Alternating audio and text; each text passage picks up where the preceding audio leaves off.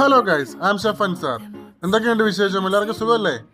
പതിവ് പോലെ ഞാൻ ഡ്യൂട്ടിക്ക് കയറി. ഞാൻ നേരെ പോയത് ബേക്കറിയിലേക്കാണ്. ഞാൻ വർക്ക് ചെയ്യുന്ന ഹോട്ടലിൽ ഇവിടെ പേസ്ട്രിയും ബേക്കറിയും സെപ്പറേറ്റ് ആണ്. പിന്നെ ഞാൻ വർക്ക് ചെയ്യുന്നത് പേസ്ട്രിയിലാണ്. പിന്നെ ഇടയ്ക്കിടയ്ക്ക് ബേക്കറിയിൽ പോകും.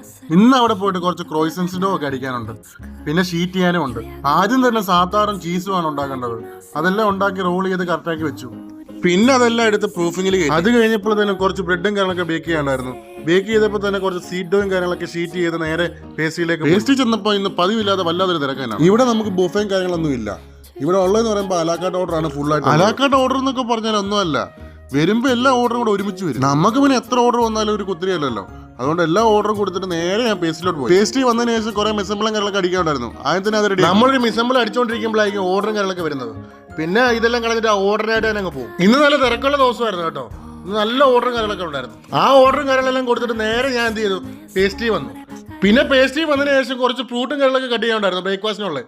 അതെല്ലാം കട്ട് ചെയ്ത് റെഡിയാക്കി സെറ്റാക്കി വെച്ചു. അപ്പോൾ ഇത്രേ ഉള്ളൂ ഗായ്സ്. ഓക്കെ, അപ്പോൾ അടുത്തൊരു വീഡിയോ ആയിട്ട് പിന്നെ കാണാം. ഫോളോ ചെയ്യാനും മറക്കല്ലേ കേട്ടോ. Okay guys.